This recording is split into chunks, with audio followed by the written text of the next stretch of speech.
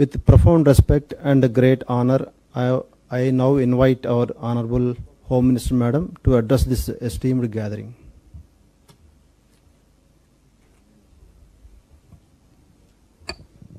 అందరికీ నమస్కారం. గౌరవనీయులు పెద్దలు గవర్నర్ గారికి, అదేవిధంగా పెద్దలు గౌరవనీయులు చీఫ్ మినిస్టర్ నారా చంద్రబాబు నాయుడు గారికి, డిప్యూటీ చీఫ్ మినిస్టర్ కొండల పవన్ కళ్యాణ్ గారికి, అదేవిధంగా మా సిఎస్ గారికి, డీసీపీ గారికి, ఉన్న అధికారులకి, అదేవిధంగా ఈరోజు భారతదేశం ఏదైతే చూపిస్తుందో భిన్నత్వంలో ఏకత్వం చూపించే ఇక్కడున్న మతాధిపతులందరికీ కూడా జాహీన్ చెప్పాలి. ఎందుకంటే ఈరోజు భారతదేశం అనేసరికి భిన్న మతాలు, భిన్న సంస్కృతులు, భిన్న భాషలు మాట్లాడే భారతదేశం భిన్నత్వంలో ఏకత్వం చూపించే అతిపెద్ద ప్రజాస్వామ్యం ప్రపంచంలోనే లేనిది మన భారతదేశంలో ఉన్నది. అదే ఈరోజు మన స్ట్రెంగ్త్, అదే ఈరోజు మన బలగం అనుకోవాలి.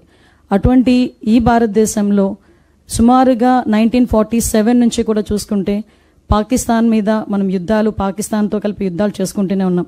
1947 తర్వాత 1965, అదేవిధంగా 1971లో బంగ్లాదేశ్ లిబరేషన్ గురించి, అక్కడి నుంచి మొదలు పెట్టుకుని 2016 మన సర్జికల్ స్ట్రైక్, 2019లో ఇంకో ఎయిర్ స్ట్రైక్స్, ఇవన్నీ కూడా మనం చేసుకుంటూనే మన భిన్నత్వంలో ఏకత్వాన్ని కాపాడుకుంటూ మన భారతదేశ అభివృద్ధికి ముందుకు తీసుకెళ్తున్న క్రమంలో భారతదేశంలో ఏది జరిగినా కూడా ఎక్కడో చిన్న ప్రాబ్లం ఏంటంటే దాన్ని మతానికి, కులానికి ఆపాదించేసే పరిస్థితులు ఎక్కువగా కనిపిస్తూ ఉంటాయి. అంటే ఈరోజు జరుగుతున్న యుద్ధం అవనేయండి, ఈరోజు జరుగుతున్న యుద్ధం గురించి మనం మాట్లాడుకోవాలనుకుంటే ఏదో ఒక మతం గురించో ఏదో ఒక కులం గురించో మాట్లాడుకునే యుద్ధం కాదు. నిజంగా ఒక పర్యాటకులు ఎంతో సంతోషంగా కుటుంబం నుంచి బయలుదేరి తిరిగి ఎంతో కొంత మన భారతదేశం పర్యాటక సంస్థగా ముందుకెళ్తుంది. ఆ పర్యాటకంలో వాళ్ళందరూ కూడా చక్కగా ఎంజాయ్ చేసి మళ్ళీ ఇంట్లోకి వెళ్దాం అనుకున్న తరుణంలో ఎంతోమంది కొత్తగా పెళ్ళైన వాళ్ళు కొత్త జీవితంలోకి అడుగు పెడుతున్న సందర్భంలో కాళ్ళ పారాని కూడా ఆరకముందే ఎటువంటి సంబంధము లేని వ్యక్తులు, ఎటువంటి సంబంధం లేని విషయంలో తన భర్తని కళ్ళ ముందే కాల్చి చంపుతూ ఉంటే, స్త్రీని దైవంగా భావించే మన భారతదేశంలో ఆ స్త్రీని పక్కన పెట్టుకుని ఆ కుటుంబ పెద్దల్ని అతి దారుణంగా హింసించి చంపుతూ ఉంటే ఆ బాధ నిజంగా ఆ 26 కుటుంబాలు కాదండి, భారతదేశంలో ఉన్న ప్రతి కుటుంబం కూడా నొచ్చుకుంది. ప్రతి కుటుంబంలోంచి కూడా కన్నీళ్ళు వచ్చినాయి. అందులో ఇద్దరు మన ఆంధ్రప్రదేశ్ రాష్ట్రానికి సంబంధించిన వాళ్ళని చెప్పినప్పుడు గౌరవ సీఎం గారు, గౌరవ డిప్యూటీ సీఎం గారు ఇద్దరు కూడా హుటాహుటిన స్పందించటం నిజంగా ఆ రోజు నేను ప్రత్యక్ష సాక్షిని. సార్, ఒంగోలులో ఒక కార్యకర్త హత్య జరిగితే ఆ రోజు ఆ కార్యకర్త హత్యకు వచ్చారు, అక్కడికి వాళ్ళు పరామర్శించడానికి వచ్చారు. ఈలోపు చంద్రమౌళి గారు డెడ్ బాడీ మన వైజాగ్ వస్తుంది అని చెప్పిన వెంటనే ఇమీడియట్గా అక్కడి నుంచి వచ్చి వెంటనే మళ్ళీ ఫ్లైట్లో వచ్చి వైజాగ్ వచ్చి ఆ డెడ్ బాడీని రిసీవ్ చేసుకొని మళ్ళీ వాళ్ళ ఇంటికి పంపించే ఏర్పాటు గౌరవప్రదంగా మనకి గవర్నమెంట్ పరంగా చేసిన సందర్భాన్ని కూడా గుర్తు తెచ్చుకోవాలి. అదేవిధంగా మన నెల్లూరుకి చెందిన, కావలికి చెందిన మధుసూదన్ రావు.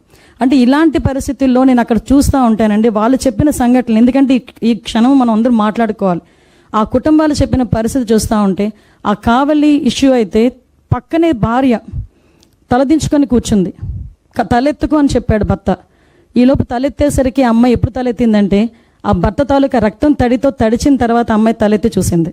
అంటే అంత దారుణంగా చంపిన పరిస్థితులు.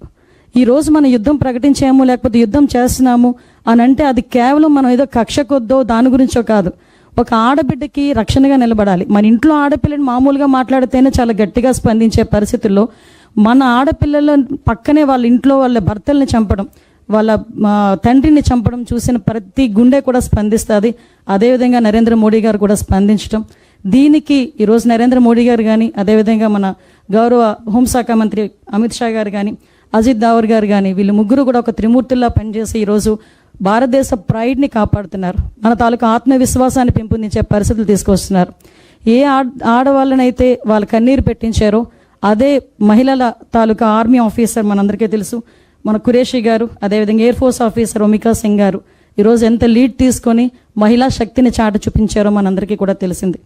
ఇటువంటి సందర్భంలో మనం అందరం కూడా ఏకంగా ఉండాల్సిన అవసరం ఉంది. ఈరోజు గవర్నర్ గారు పెట్టిన ఈ మీటింగ్ నిజంగా చాలా అర్థవంతమైన మీటింగ్.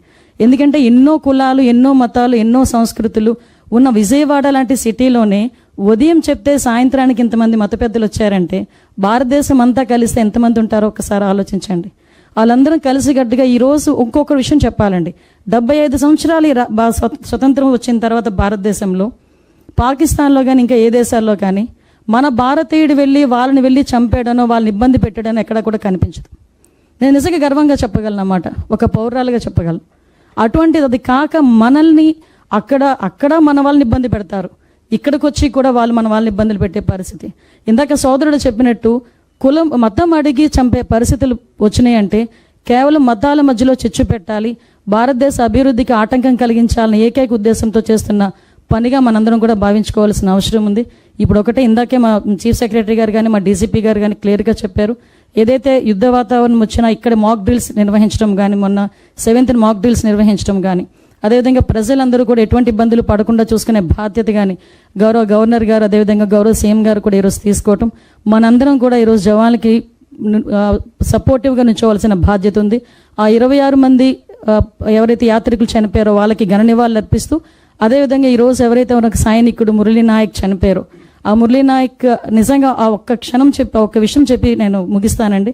నిన్న మా మంత్రి గారికి ఫోన్ చేశాను, ఏంటమ్మా ఎంతమంది పిల్లలంట కుటుంబానికి అంటే, ఒకే ఒక్కడు 23 సంవత్సరాలు, ఇంకా ఆడపిల్లలు కూడా లేరు. ఒకే ఒక్కడిని తీసుకెళ్లి సైన్యంలో చేర్చిందా ఆవిడ అని అడిగాను. వాడు నేను చేరిస్తే సైన్యంలోనే చేరతాను, నేను సైన్యంలోనే చనిపోతాను ఫస్ట్ నుంచి మాట్లాడేవాడటమ్మా అని ఆ మంత్రి కూడా, నాకు సవితమ్మ మంత్రి కూడా చెప్పడం జరిగింది. అంటే ఎంతమంది దేశభక్తులు ఉన్నారో ఈరోజు మనందరం కూడా చూడొచ్చు. మనందరం ఈరోజు ప్రశాంతంగా ఇక్కడ కూర్చొని మన ఇంట్లో ప్రశాంతంగా భోజనం చేయడానికి కొన్ని వేల మంది, కొన్ని లక్షలాది మంది సైనికులు మన బోర్డర్లో మన గురించి కాపలా కాస్తున్న వాళ్ళందరికీ కూడా మానసిక స్థైర్యం ఇవ్వాలంటే మనందరం కూడా సపోర్ట్గా నిలబడాల్సిన అవసరం ఉంది. దానికి మీరందరూ ముందుంటారని మనస్ఫూర్తిగా కోరుకుంటూ, ఇప్పుడే ఒక మంచి వార్త కూడా విన్నాం, ఇప్పుడే ఈ కాల్పులు కూడా విరమణ జరిగినట్టుగా అనిపించింది. సో అది కూడా మంచి జరగాలని మనస్ఫూర్తిగా కోరుకుంటున్నాను. జై Hind. His Excellency, Honorable Governor of Andhra Pradesh, Honorable Chief Minister Sri Nara Chandrababu Naidu Garu, Honorable Deputy Chief Minister Sri K. Paul Kalyana Garu, Honorable Home Minister Srimati V. Anita Garu, Chief Secretary Sri K. Vijayanand Garu, Director General of Police Sri Harish Kumar Gupta Garu, Principal Secretary to CM Sri M. Ravichandra Garu, Principal Secretary GAD Sri Mukesh Kumar Meena Garu, Secretary to CM Garu Sri P.S. Pradyumna, District Collector NTR District Sri G. Lakshmi Misha, Director of Sainik Welfare Brigadier V. Venkat Reddy Garu, religious heads and dignitaries and distinguished guests. Namaste and good evening to all of you. Sir, this is Deepak Desai, President of Gujarati Jain Samaj. Before I start to say some few words, my deep condolences to all the 26 persons who were brutally killed by the terrorists, and I bow my head to the martyred soldiers during this war, especially Sri Naik of our Andhra Pradesh. This war is definitely not against any community or any religion. This war is to fight against terrorism. As we all know that our neighbor country Pakistan always supports terrorism and terrorist groups. At this hour, I expect every citizen of India to stay calm, united, and pray God all have peace and patience, and not to get provoked by the false messages through any social media. I thank you for giving me an opportunity as a participant of today's interfaith meeting. Let us all be united as one nation. Jai Hind, Jai Bharat. Thank you all.